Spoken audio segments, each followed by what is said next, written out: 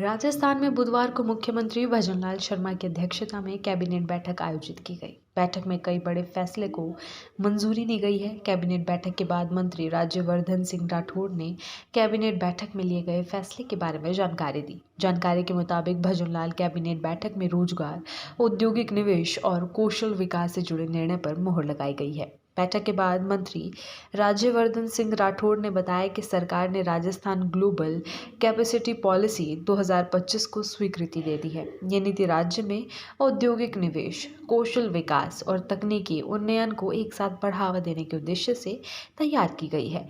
राठौड़ के अनुसार नई पॉलिसी के तहत राज्य विदेशी और घरेलू कंपनियों को एक ही मंच पर निवेश, उत्पादन और उच्च कौशल प्रशिक्षण की सुविधाएं उपलब्ध करवाएगा।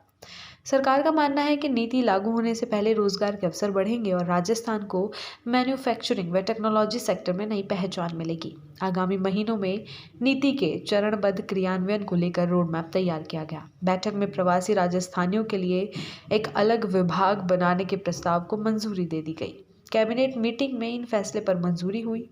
जयपुर, उदयपुर और जोधपुर को जीसीसी हब के रूप में विकसित किया जाएगा। राजस्थान राज्य विद्युत उत्पादन निगम लिमिटेड और सिंगरेनी कोलियरीज कंपनी लिमिटेड के बीच ज्वाइंट वेंचर कंपनी बनाई जाएगी। सिरोही जिले के 2 राजकीय महाविद्यालयों का नामकरण दानदाताओं के नाम पर करने के प्रस्ताव को भी स्वीकृति दी। सौर परियोजनाओं के लिए बीकानेर जिले की पूगल तहसील के ग्राम करनीसर और भाटियान में कुल 161.45 हेक्टेयर भूमि व चित्तौड़गढ़ जिले की रावत भाटा तहसील के ग्राम खरनाई में 356.25 हेक्टेयर भूमि सशर्त आवंटित करने का निर्णय लिया गया है।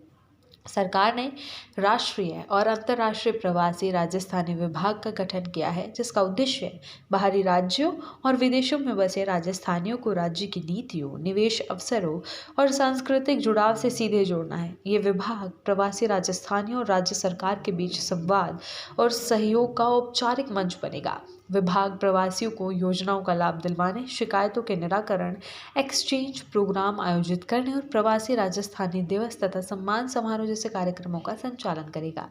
प्रवासी राजस्थानी एसोसिएशनों के रजिस्ट्रेशन के लिए एक पोर्टल भी संचालित किया जाएगा। मंत्री प्रेमचंद्र बैरवा ने बताया कि कैबिनेट ने सिरोही के राजकीय कॉलेज का नाम बदलने के प्रस्ताव पर भी मुहर लगाई।